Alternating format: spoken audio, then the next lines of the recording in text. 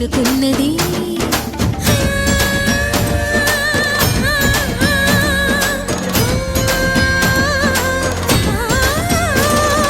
భవుని భువికి తరలించేలా ధరణి దివిని తలపించేలా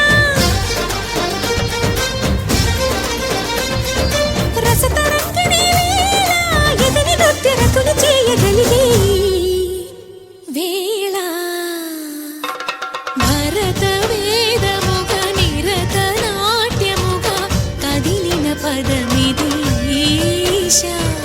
శివని వేదనగా అవని వేదనగా పలికెను పదము పరేశ